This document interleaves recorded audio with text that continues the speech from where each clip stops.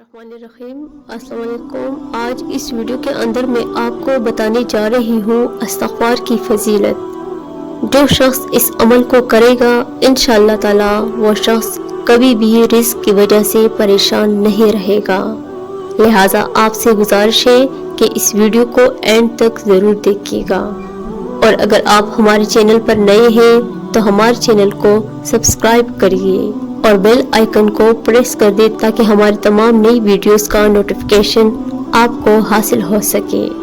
प्यारे दोस्तों, बाद रिवायतों में आया है कि जो शख्स इस्तिग़फ़ार करना अपने ऊपर लाजिम कर लेता है, जो शख्स इस्तिग़फ़ार करने को मामूल बना लेता है, अल्लाह ताला की बारगाह में रो रो कर अपने गुनाहों की तौबा करता है, तो अल्लाह तबारक व तआला उसके तमाम गुनाहों को बख्श देता है। उसके साथ साथ जो शख्स इस्तिग़फ़ार करता है तो उसके पढ़ने से अल्लाह उसके रिज़्क़ में बरकत डाल देता है।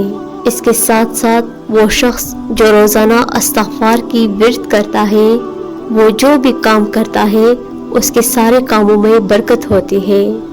इसके अलावा हमारे प्यारे नबी हज़रत मोहम्मद सल्लल्लाहु अलैहि वसल्लम भी रोज़ाना 100 मरतबा इस्तिग़फ़ार पढ़ा करते थे।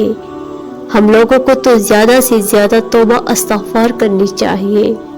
आप लोग जब बिस्तर पर सोने के लिए लेटिए तो बिस्तर पर जाने से पहले वुज़ू कर लें और फिर बिस्तर पर लेटने या बैठने के बाद 3 मरतबा दुरूद पाक पढ़ लें। जो भी दुरूद पाक याद हो पढ़ लीजिए और उसके बाद 100 मरतबा इस्तिग़फ़ार पढ़ें और इसके बाद फिर 3 मरतबा दुरूद पाक पढ़े।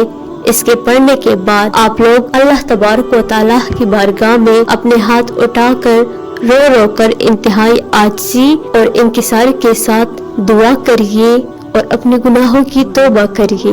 7 साल इस अमल को करने के बाद आप लोग अल्लाह तबारक व तआला की बारगाह में जो भी जायज़ दुआ करेंगे इंशाअल्लाह ताला आप लोगों की हर जायज़ दुआ